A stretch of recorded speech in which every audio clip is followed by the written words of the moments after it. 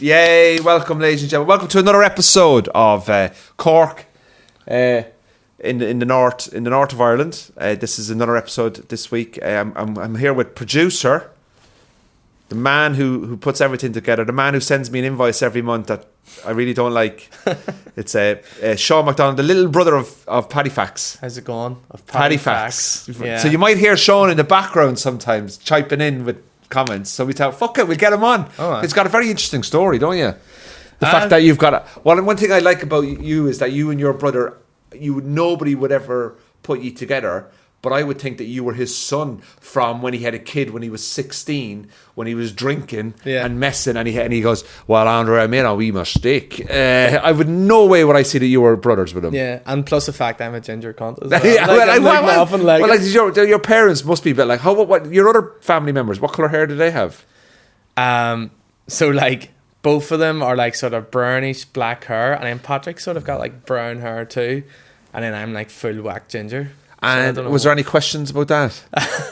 I'm sure there's been a lot of questions. Yeah, because I mean, my oldest sister's 20.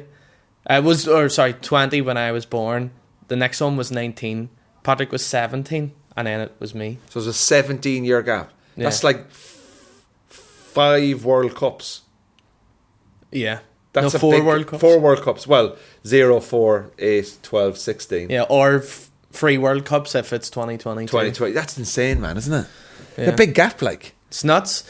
But did you? So, what's your relationship like with a sibling who is 17 years older than you and 20 years? Like, because they're obviously completely in a different world than what you're in. Yeah, it's weird, like, because their kids sort of ended up feeling more like my brothers and sisters. You know, I'm getting married next year, and my like oldest sister, her son is my best man, and Patrick's son is one of my groomsmen. So like my That's two nephews. such a West Belfast thing, though, isn't it? Yeah. My cousin is my best man. My cousin is older than me, and he's my best man, or something like that. That's crazy. You're getting married. That's how old are you? I'm 25. What? Okay. You get married at 25. Yeah, it takes people back a bit. Well, fair play to you. Good luck. If you know it's a woman or a man, you never know. Equal opportunities. Nicole, we've been together 10 years now. So we met when we were like teenagers, and we moved out together when we were like 18. So you've been together since you were 15. Yeah, that is amazing. Congratulations, man. Thank you. And you're getting married next year. Yeah, that's great. And tell me, like, that must be 25 years of age to be getting married. I am 40, and I'm happy. Yeah. Like, fucking hell, Sean. Yeah, good stuff, man. Yeah, for me, it's just you've never kissed anyone else. Yeah. Like, I mean, I had girlfriends and stuff, and I was with my fiance. but it was just, I've always just been happy. You know what I mean? I've just always felt dead settled, like that, and yeah, mad in love. You just felt dead settled and mad in love at 25. That's really cool. That shows you, like, because I know, like, I was reading this thing recently, like, a lot of people are getting married later.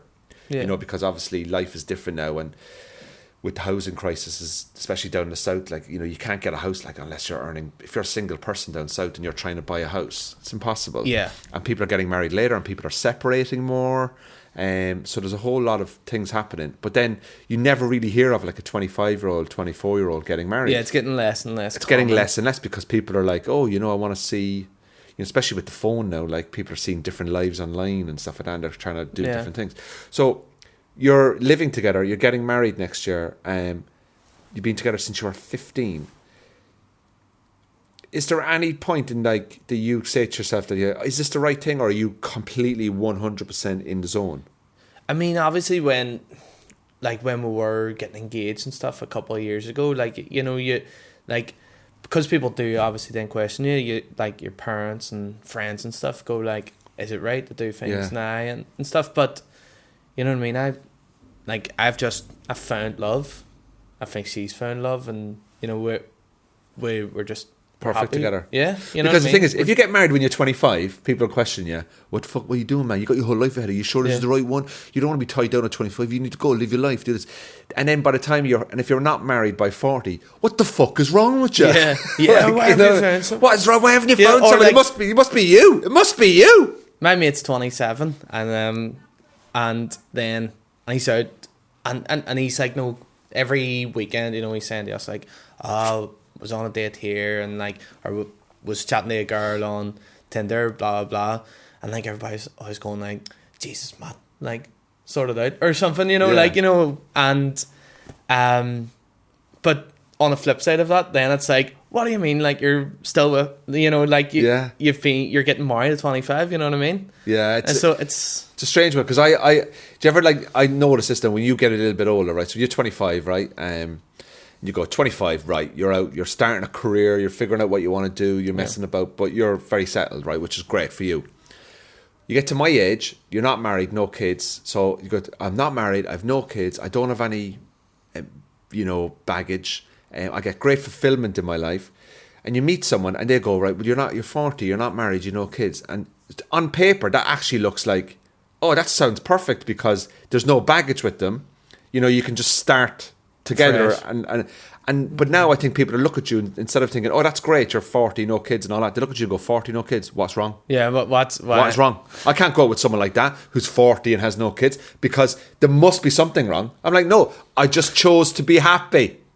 I just chose to not get involved in any shit. But then you are the opposite of me. Yeah. You've like found love at 15. You've decided that this is what we want. And that's kind of like, I'd say, ideally, a lot of people would like want that. You know, so I think that's fantastic, man. Yeah, thank you. It's just I've always sort of felt like I've wanted to just get stuff sorted, like Get yourself set up, organised. Yeah, like I bought a house. You bought a house at 25? No, at 21, 22.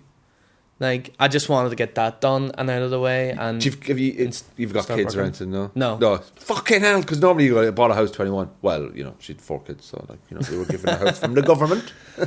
no, That like, is amazing, man. Yeah, the two of us would just get that out of the road, get like started in work. You're going to be done by 30. You're going to have life ticked. Yeah, but that's the thing. I go to myself. I don't want to be sitting at like, you know, my parents' age, or at like, you know, 60s going into my 70s, and like I'm thinking, and still having to like work, and still having to like, Do you know what? By the time you're I wanna 30, be you'll be retired. You're like, yeah, sell my podcast studio, but band be number 1. We just fucking That's it. all TikTok done up, mate. Get it all sorted. It'd be brilliant. Do you? Obviously, you're a big musician as well. Yeah. And your music. What's the name of the band? So I play with 2 bands. I play with Search Party, and I play with I. EYE. A-Y. No. I. Like, yeah. But you say I think EYE. But you're saying AYE. Like I. That's yes. Yes. So you play with yes. I. So that's where the confusion. But I is in Northern Ireland. Like, there's I and Akai. Okay. But yeah, Akai is like as more Scottish. culture. Right. So you play with I. Yeah. But if I typed I into Spotify, I would type in EYE and I'd never find you, would I? No. But It's like, I. Okay. but people like know it as being like the joke thing, you know, of it being like. So if you did a gig in America, what would they call you? A or something. We're going to get see it AE tonight. AE tonight. Yeah. AE. And like English ones and stuff, they just don't get it. Like, They don't get it. no. That's correct. And do you like? What's your like main? You're the singer, aren't you?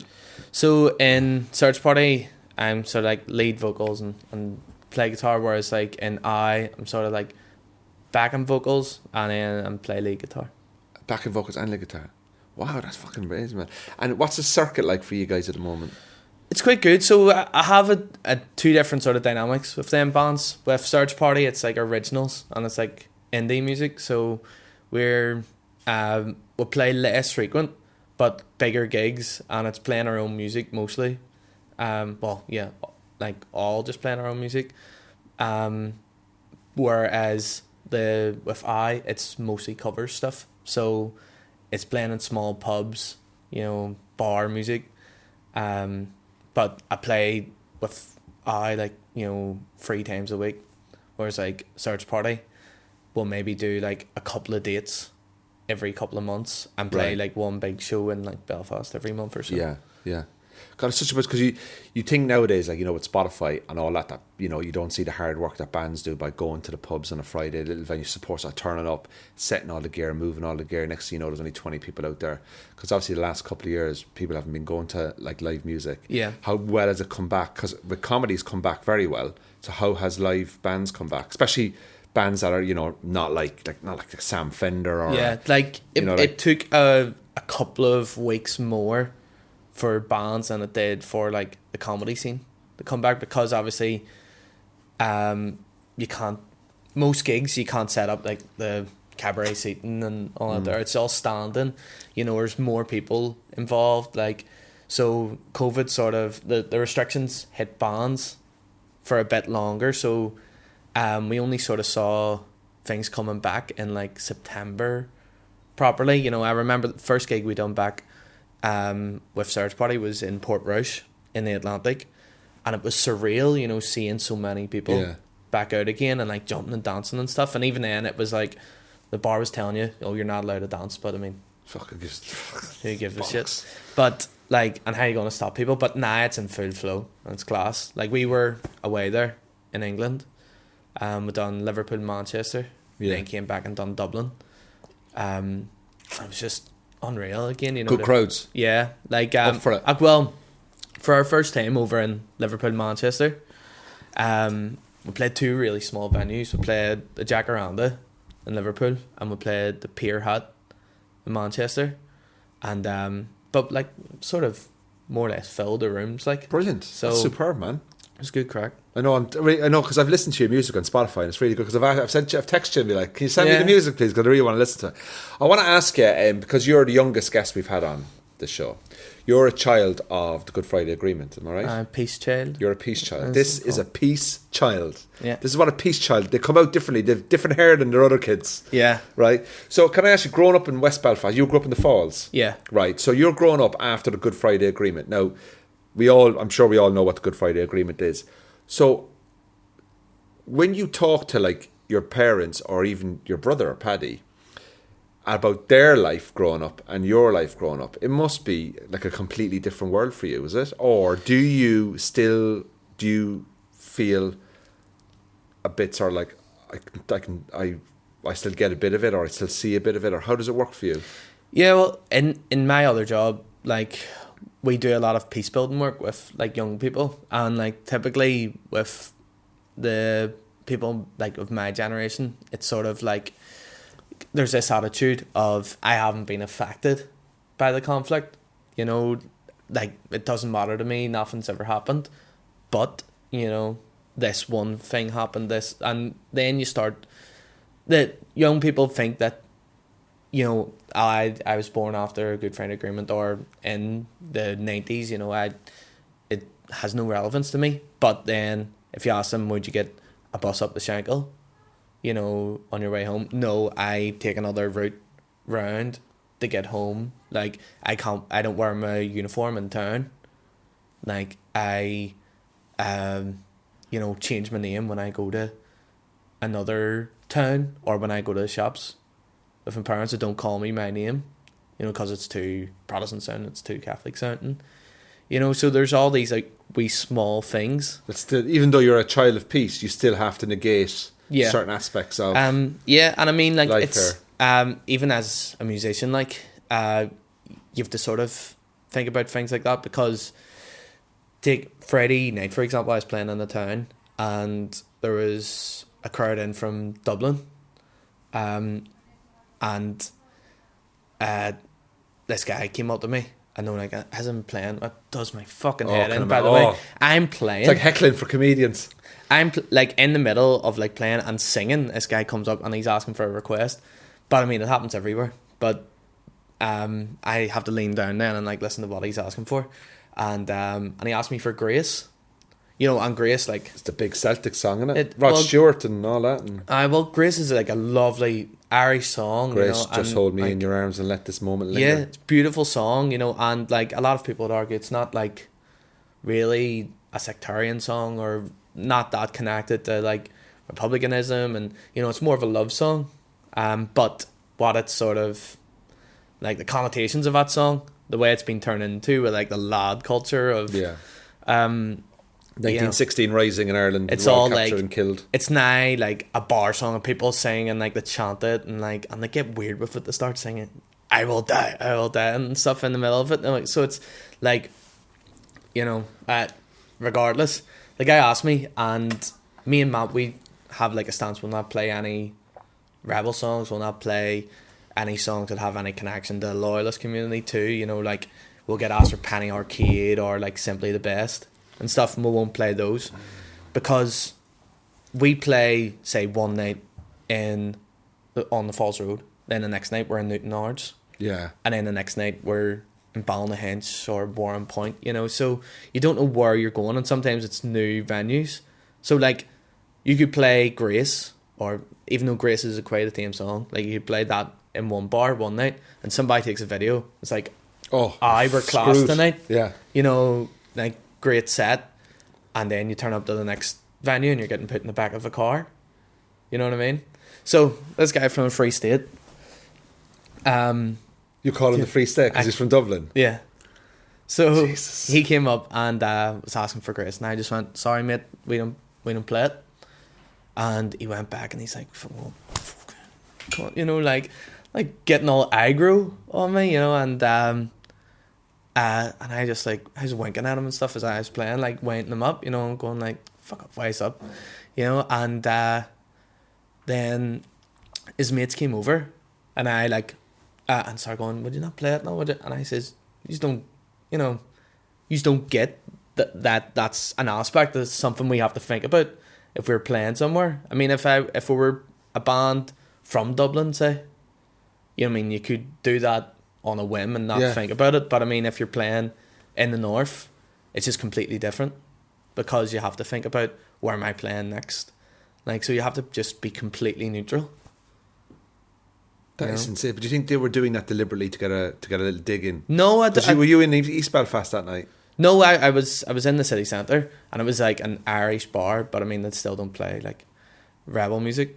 But the other thing is as well, it was sort of like as if he was going like, oh, like taking a dig at my Irishness or something. That you weren't Irish enough because you didn't play the Yeah, whereas I'm going like, guy from Dublin, like I'm a fluent Gaeligor as well, and I was going, I could rinse this guy on the mic here and like start asking him to read shit on the walls, and he wouldn't know like the first thing, doesn't know like, like the fact that to sort of be Irish here and to express being Irish here, you sort of have to fight for it. Yeah, but also as well, if you've got somebody coming up from Dublin who probably speaks very little Irish language anyway, because he probably did it up to his leaving cert, like me, and then you come up here and he's like, "Oh, you're not Irish enough, mate. I'm fluent Irish speaker. Yeah, go fuck yourself." Yeah, like I just start answering back in Gaelic and go, "Well, how Irish are you?" That's exactly what I felt like doing, but then I was like, I'm not going to really call. I do see. I would do that. I would do that.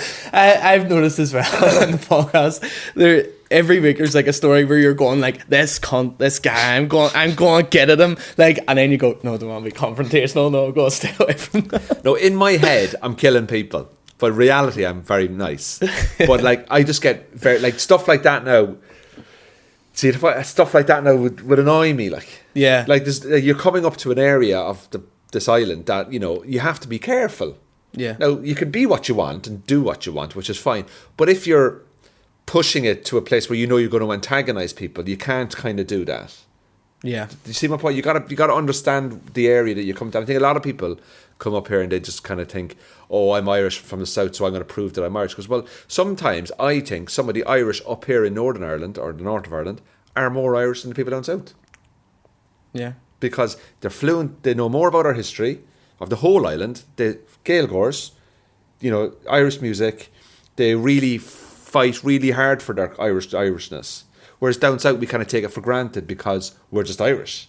and we wake up in the morning. We don't have to fight for our identity because we have our identity. Like up here, you have to fight for it more. Can I ask you? Have you had growing up here as a young kid, and all the history of everything that's come on?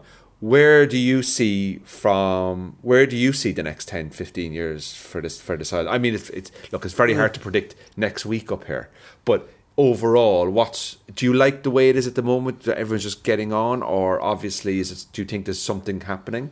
Well, like I say, every 10 years there's like a flare up in sort of tensions, and like in about 2012, you had the whole flag dispute thing at City Hall. Which is nuts trying to explain to someone from anywhere else in the world that a flag was taken down and it caused like 6 years of like riots. You know what I mean? But then things were calm for a few years, and then the protocol Brexit has thrown everything mad in the works, and that looks like there'll be, a Sinn Féin First Minister in Stormont, which will then bring up like the border poll and like all Ireland talks and stuff like that. So I think things only regress here in the next 10 years. You think so? Yeah, things will get worse again. Like I absolutely. I am now selling a house. Do you think it's going to get worse? There's no way. I think it could get better, because I think it just doesn't compute. Like Brexit in the first place didn't compute. With the Good Friday Agreement, the settlement there with the niceness was that like you could be Irish and you could be British at the same time. That whole dual nationality thing. Brexit means that can't happen, because you can't be part of the EU and not part of the EU at the same time.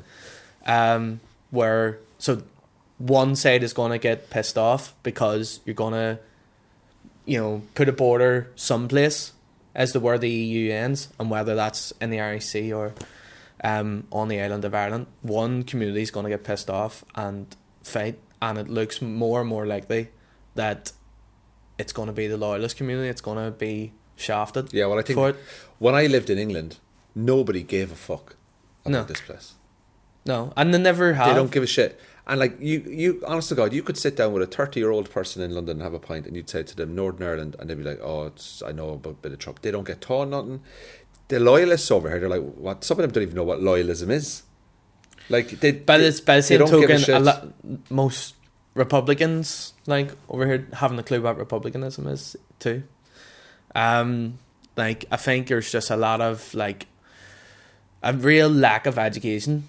Here, like among what people are actually fighting for, or what the tensions even mean. I think there's a long history here of the politicians being the learned ones in this community and sort of using the working classes to fight for them. Because the only reason the DUP and Sinn Féin are in power here is because of tension.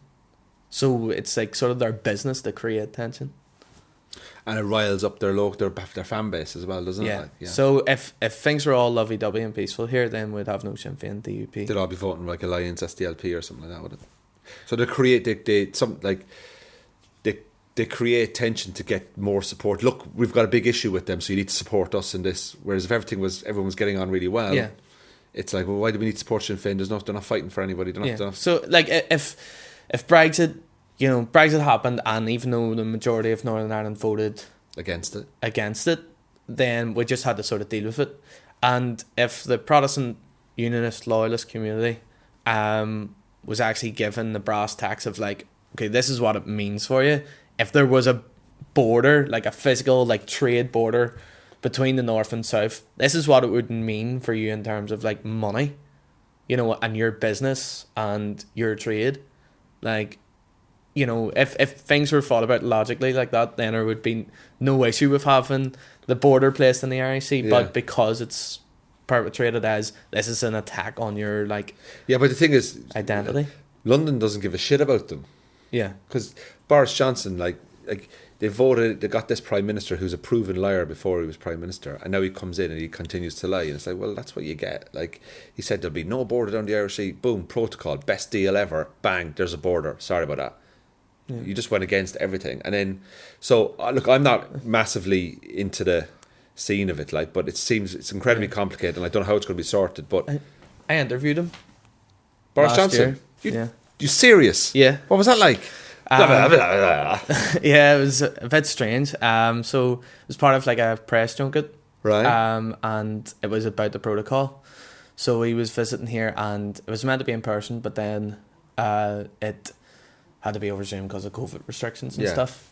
But I was doing it on behalf of the radio station I work for, and I didn't know what way to address him.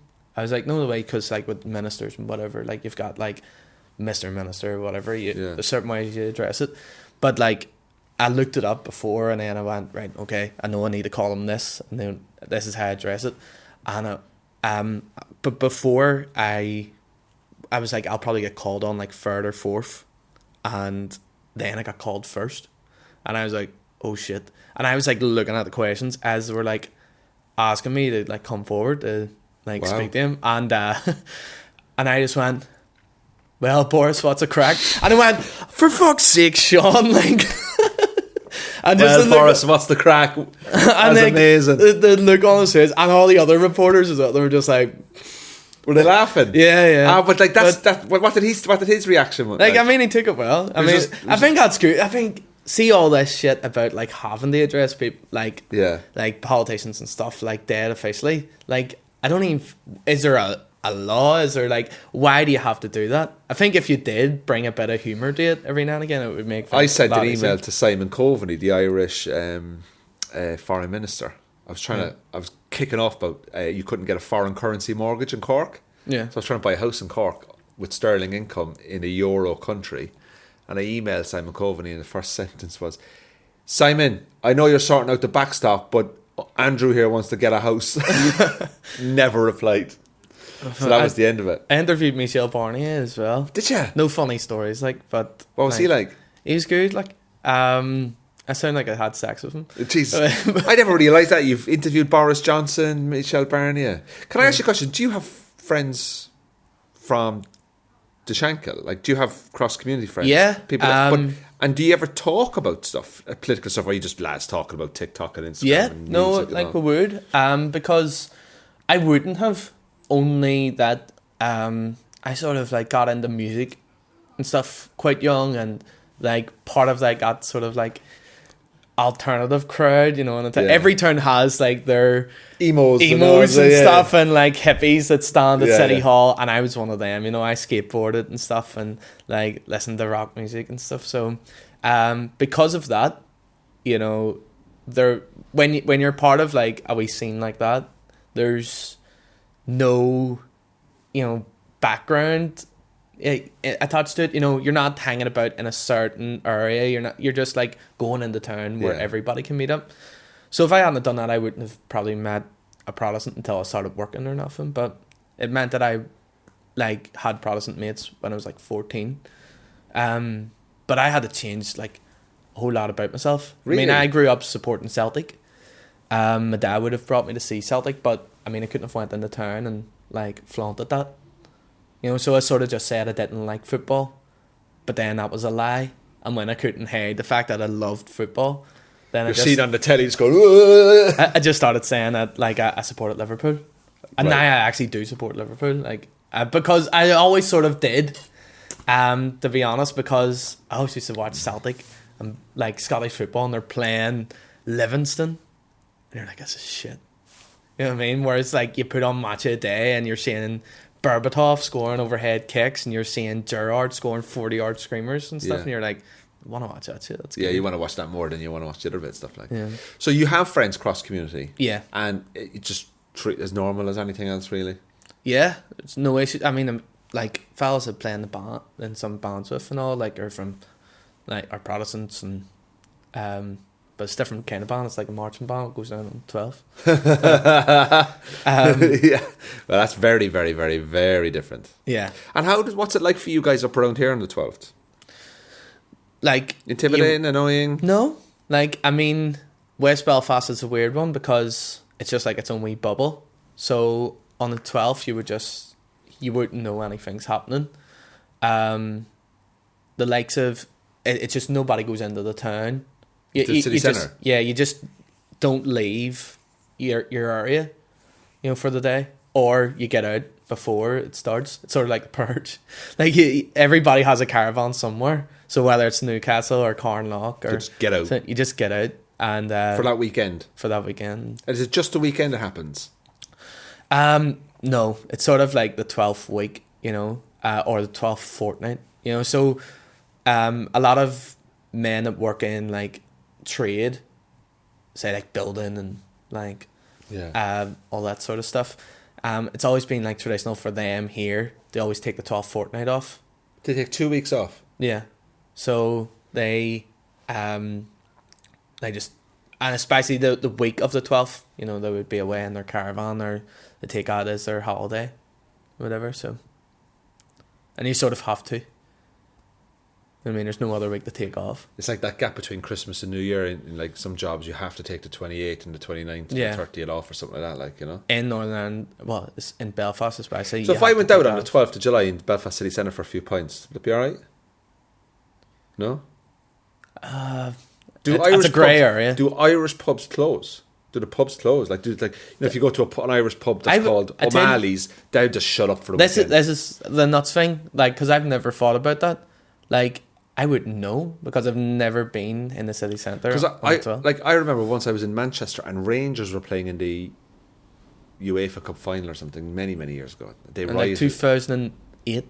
Yeah, and they caused a bit of trouble in the city. But there's a pub down near Portland Street in Manchester called O'Shea's Irish Pub. Yeah, and they just they put black bags over the name O'Shea's, so literally just shut it down. Like they don't even want to know that it was an Irish pub.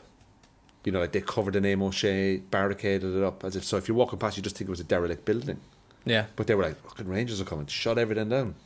Yeah, O'Shea's, that's across from like the gay quarter and stuff. The gay quarter, yeah, in Manchester. Yeah, as I'm getting on that as if I know Manchester. Well, I used to live there, you see. So Canal Street, it's called. Yeah. So do you like that's? I just find it really strange. So like, I'm actually booked to be away on the 12th this year. I'm going to be away. And there's a little part of me that kind of wants to see it. Yeah. Not because, like, I just want to have a look at it and see what it's like. So the 11th night is bonfire night, where all the beacons are lit everywhere. And it's like a guilty pleasure of every, like, Catholic to go up to, like, the mountains and watch all the bonfires. Because the city's just... Because, like... Worst if Greta Thunberg was standing on the top of Davis Mountain on the 11th night, she would have a fucking heart attack. She'd never go to school again. But like it's a sight of a whole. Like it looks nuts. It looks like you're watching. Does it look pretty cool? It does.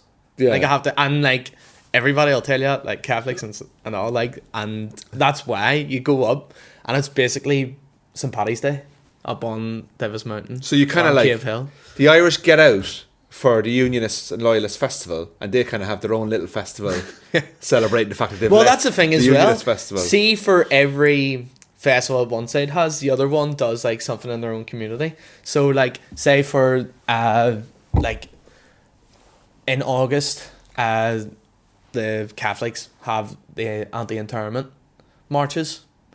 So it was sort of like a protest during the civil rights era to stop, internment of nationalists, and it still continues to the day, and there's always a bit of trouble on it. But the city council gives out all sorts of grants for people in like loyalist communities to not go into town and start trouble. So like you have to get paid money not to be trouble to have. This is the only place you get paid money not to have trouble. So there's like bouncy castles all over the fucking shop in like Sandy Row and the Shankill, and it's the same on the 12th. I'm sure like here, let's just distract you from what's going on over here. I have lovely memories of the 12th of July because in the caravan park down in Carnlough, every 12th of July was like a massive fun fair, and you're like, fucking right. Oh, the Irish are there having the crack. I love the 12th. Yeah. I suppose, have you ever been to one? Have you seen the march? Nah. Would it antagonise you? I don't know how I would feel. Like I think it would. I would go. There's parts of me that would be like, "Oh, this is interesting," but then there's a part of me be like, "Oh yeah, I've seen it now. I wouldn't do it again." But like, yeah, I'd like. It's just I wouldn't have ever thought to go to one. You know, it's just because it's that fear of what the fuck's going to happen to me. I mean, who's going to like sniff around. Like, they have sniffer dogs are going, Yeah. like, where the fuck's all Can the you smell the Catholics? Pope of him? Can you smell the Pope? But there's that fear of, like, you know, can you go? Like, will something happen? Because, I mean, I never set foot on the Shankill Road until I was, like, 20. Really? Yeah, I remembered, like, drove through it, you know, like, but not that often. But I've moved to North Belfast now, and then just before that, like, we went up to Shankill to get a kebab, and my partner, like, she goes, jump you out and get it. And I remember the feeling, like, opening the door and, like, getting out, feeling like, what the fuck? Really? It felt strange. That's I like was that's like a quarter of a kilometre from your own house, like. Yeah, and the thing is, as well, the guys I would have ran about with, you know, like, in the town when I was a teenager, like, some of them, you know, were Catholic too, and, like, my best mates from that group lived on the Upper Crumlin Road, and from my house, that's maybe like a 20-minute walk, but you have to walk through, like, from where my ma's house was, but to get there you had to walk through Ballygomorton and Tweddale, so, like, that was just a no-no. I couldn't walk Are through they housing there. estates? Yeah, so couldn't walk through there, and then you think a 20-minute walk, you know, so it would be what, like, at most a 10-minute bus journey. There's no bus that goes through there. Because of the fear of... Yeah, so Yeah. because it goes through an interface area, like, Explain to me what interface area is. so an interface area is like the sort of meeting point between a Catholic area and a Protestant area. So is that the wall? So that's, most of them have peace walls in them, so that they stop fighting between those two areas. Or they'll have, like, riot prevention measures, so they'll have, like, big security cameras and... But the wall still gets closed, doesn't it? Yeah, the walls here at Larnock Way and Northumberland Street stuff still get closed every night, and Townsend Street. So the only way to get in is if you go right on up Springfield Road and in, or if you go onto the motorway and then up. Do you find that strange that you have to lock, in 2022, that you have to lock a wall to stop people from fighting at night time? I think, like, 9 times out of 10, Or do you all times a year, like, that, like, they aren't needed. But you saw, like, last year there was riots over the protocol and stuff, so that's the times when they are needed. And it's all right for, see, people living a bit away from the interface areas.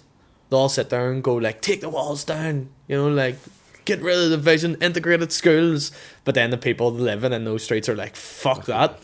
You know what I mean? Really? Yeah, they're like, definitely not. There's still a lot of angst here, isn't there? Yeah, and there's a lot of fear. Fear of the future. What's going to happen to the community? And just fear of the other side of the wall. And what, like... But I think, what's like, there? if you actually... I mean, look, it's not a lived experience for me, so I can't really give an opinion on it. Or, I hate these people, you know, they're always like, this is what should happen in Northern Ireland. You don't live there, you don't know. And I live here, but I'm not involved in it. I'm just... I learn from hearing from people like you. I don't know how to deal with it, how to sort it. I just be nice to people. You know, I'm an Irish guy. I like Ireland. Would I vote for United Ireland? Yes, I would. Purely on a romantic level and historical level, obviously. But what is a United Ireland? Yeah. What the fuck is it? Like, so I need to know the devil's in the detail. Like, don't give us a Brexit vote. You know, like, oh, do you want to unite Ireland? Well, what is it though? And I think that's what a lot of people are curious about. Because, I mean, like, then what you start thinking about is, like, what... Education, health, housing. Yeah, what happens there? What's going to happen with the unionist people that are going to live in this island? How are we going to make sure that they feel comfortable and safe? Because this is where they were born. I don't really know how to solve that kind of stuff. I don't know if there is. Not a clue. It's a fucking... But, I mean, it looks inevitable now. But I think, you know, most people would be like, look, if that's what you are, be this, you know, like, people don't understand that the biggest minority group of foreigners that live in the Republic of Ireland or the South of Ireland or Ireland, whatever you call it, is British. They take up 6% of our population down south. I never knew that. It's British people. It's 290,000 people. I read it on the last census. So British people are the biggest minority in Ireland, and they're fine. They're still British. But they're living in Ireland. They still have British passports. They can fly over and back to London or wherever they're from, whatever they want. There's no issue with them. I think British people are very lovely. So I just don't know how you solve it. Like, and I don't think anyone kind of fucking does. Nobody does. Like, so, and I hate people who give like, oh, this is what should happen. Fuck off. Like, unless it's a lived experience for you, don't just keep your mouth shut and just listen to people who talk about it. Like, for you, your daily experiences, going to places, changing your name, wearing certain clothes, not wearing your school uniform in the city. I grew up in Cork, was able to wear my school uniform wherever I wanted to go. People don't realise, like, how the freedom that we had 4 hours down the road than what you have up here. And like the challenges you had. At the same time, there's a lot of like catastrophizing in our community too, where like they'll bring up those things and make it like a massive thing. You know, at the same time, things aren't that bad either. You know, things are pretty decent. Like most of the time, look, it's fine. When I look at whenever I look at the news, right, I always think to myself, "Fucking what a great part of the world to live in." Because you've got Russia, Ukraine, you've got all the shit that went on in the Middle East with the Egyptian risings and all that. You've got communist China where fucking you're only allowed to have one child, Russia, all that kind of stuff. Then you've got, you know, I wouldn't want to live in South America, although I'd love to visit it, but all the corruption and murder and drugs and people natural disasters and people fleeing. And then you think to yourself like, fucking hell, Ireland, Britain, France, Spain, these places are quite calm compared to other parts of the world. I think Scandinavian countries are pretty decent. Africa, I don't really know that much about it, but you know, from what you hear of Africa, you're like, well, I don't know if I want to live in Africa, but you know, but over here it's like I can still work, I can still, you know, there's a lot of problems in the world, but this place, you know, when we're kicking off about gas going up 30%, and there's a massive problem with that, with people and cost of living on the housing, you know, on the edge of being able to feed their kids and stuff. But at least we're not getting fucking shelled by the Russians. Yeah. I mean, if we could sort out, you know, actually living with each other, if this would be. But I think Northern Ireland. I had a joke about it. Northern Ireland should forget about being part of the UK and forget about being part of Ireland. And just be Northern. Fucking start again. Create a new country, Las Vegas, tax free, fucking drink and drugs everywhere. Just build down all the walls, penthouse apartment. Get all the guys who built Dubai over and say, right, redo this gaff. And everyone gets their own like penthouse. But what's our like natural resource that they're the crack, just the crack, the crack. Yeah. So basically, what you've tourists have to pay to come in to have, and you are then become actors where you all go and have the crack with Americans and they pay for it. That's what should happen, man. This place should just cut all ties with everyone. Just fucking new country. Yeah. Just kind of a new country. Rename it. Build and tell everyone, right, we're going tax free. Fucking just build it like a Dubai or something. Yeah. With shit weather. No shit weather, but no natural disasters. They're just been apart from potato famines, but let's not talk about that. Not natural. That's not natural. So, so tell me. So you grew up here, you live here, you're getting married here. Are you always going to stay here, or do you not have the bug to kind of like, you know, because like you're very settled at your age, but you not want to be like, oh, I might go over and do a couple of years in New York or I want to see more of the world. Like I'm like fascinated by like different countries, and fascinated by different cultures, but like. I want to visit places, but I think I'll always call here home. Yeah, you know. Do you see yourself living in like Sydney for a year? No, but I've always saw myself living in Liverpool for a while. Like I love Liverpool as a city. Yeah, it's good vibes there, isn't it? Yeah, I don't know what it is. I go down to Dublin and I fucking hate everyone. Like, but I go to Liverpool and I'm like, I love this. What is it about the south? What is it about Dublin you don't like? I don't know. There's like a sense of like. I don't feel secure or something. I don't feel like a lot of warmth from people. It sort of feels like London. Although London like has changed with me over the years. I have been to Cork, but when I was very young. Like. Right. But Cork, you wouldn't get that in Dublin, man. Cork, you arrive in Cork and you're like, oh, you're from the north, yeah? Great boy. Have a pint here. Anyway, how's Jerry Adams? I love the West. As if you fucking know him. Yeah, I love the west of Ireland. Yeah, Galway. Anywhere you go, I mean, you just like... It just feels like everybody's so chilled out. Yeah, the West is phenomenal. Yeah. The West of Ireland is I could see myself living in Donegal. Could you? In a caravan? Yeah. Bit like fucking Peaky Blinders or something like that. Like I wish there was a bigger city than Letterkenny in Donegal. You know, like, that you could live in, just hop in and out of. You know, you've got, like, all the beauty of Donegal and, like, just the laid-backness of it, but you've still got a city there that you can just, like... Do you know what? Donegal needs a really good airport that can connect you to fucking Cork, Dublin, and all of England. They need like a Belfast City airport there, and then so many more people would flock there because people are working from home from so much now. They're like, oh, I only have to be in the office one day a week. or whatever, and if they can live outside a city and have good transport links to get them into that big city for the meeting, I'm telling you, the countryside and all that places will really grow. Yeah. You know, the economies of those areas, because people have changed the way they're living now. But if I was you, man, I think you'd love New York. Yeah. Bit of music, you know, interested, you know, would you not go to New York? Well, that's our plan. Like, for our honeymoon, we want to spend a month, like, just going around America. Yeah. I know you need a lot more than a month to see an take you a ounce month of to America. drive from fucking state to state. Yeah. It's so big. But we want to, like, pick out different, like, zones of America. You know, say, like, we'll go over and we'll do New York. Like, we'd maybe see a bit of Boston and stuff like that. Chicago or something like that. Yeah. Well, you try, man. What date's the wedding next year? 6th of May. Let's check my diary there. Am I... Advertising for all podcast listeners. that happened on my 18th birthday. What? Like that, it ended up getting advertised, and I had a lot of randomers turn up to my 18th birthday because, in this, I'll not say where we're filming this. I don't want to get people in trouble. McGabry. There used to be in this building a lot of killings. That and a lot of like sort of underage drinking, like underage gigs, you know, and like drugs and raves. everything. Yeah, like sort of illegal raves, but there were gigs. And so like we couldn't play anywhere else because we couldn't get into any of the bars. You know, all the bands, like when we were like 16, 17. So all the bands used to like come together, and put on gigs in here in like the rooms and like just shit like that, just really DIY like shit, and it was fucking class, and there was like, you know, 400 like teenagers in here just pissed, like brilliant, loving like the music and stuff, and all the bands played here, but you felt like fucking rock stars and you were only like 16, 17, but and I loved it, doing it that much that I remember just saying, the man says, what do you want for your 18th? And I says, a big set of speakers and to put on a big gig. Bit on a rave. Here. Yeah.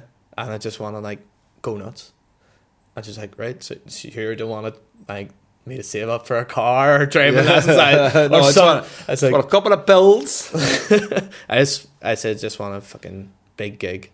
And so that's what we've done. But in my head, I was going, 18th birthday party, like your aunties go, you know, and it's like your friends and family. In my head, I didn't like think about what the consequences of that would be. So when everybody heard that it was my 18th birthday party, all the ones that usually went to all the gigs, they just assumed it was another gig, like and so then it got this age, there was like pages made on Facebook. Fucking hell. Oh, it's the worst, man. And there was like hundreds of people like all making plans of how they were getting down to here to go. And I was going like, I don't know you. Like, who are these groups of people that are going to turn up and like be sitting beside my cousins who are like... me aunties. Yeah. And I was going, oh shit, this is getting out of control. I had to hire bouncers. Like... And how many turned up? About 200. It was fucking nuts. Man. Were they behaved? I mean, I wasn't behaved and I don't remember it, so I don't know. But classic. But it was class though. But that was the... So we won't mention the venue for the wedding? No way. He's getting married in Newry, that hotel down there. Okay. There you are. Well, listen, Sean, thanks so much for coming on, man. Thank you, Andrew. It's good to get you on the other side of the camera. Like. Yeah. But also, I must admit, though, I've learned a lot from you, you know. Like, I like talking to people, especially after the Good Friday Agreement, see what kind of like life is like. But it seems like you're living a very normal life as well. Yeah, I got real serious, like. It did, didn't it? It's not like the normal comedy chat we do, but that's okay, though, isn't it? Yeah. It's good to kind of mix things up a bit, Sean. Fucking chill out. Chill the fuck out. Anyway, ladies and gentlemen, thank you very much for listening to this week's Cork in the North podcast with Sean McDonnell. We'll put links up to his music and his bands and stuff like that you can watch actually on Spotify. So yeah, thank you very much for everybody that's liking, sharing and subscribing. Please do tag some mates in, people that you might think that like all the previous episodes that we all have up on Spotify and YouTube as well. Really appreciate it. And later in the year, we're going to be doing our first live Cork in the North show in Belfast, where I'll be hosting it with a load of comedian friends. We'll be sitting down, chatting shit, maybe even have Southern Irish on one side, Northern Irish on the other side. We're going to have an Irish off and all that kind of stuff, just throwing potato crisps at each other and stuff. So ladies and gentlemen, thanks very much. Talk to you again soon.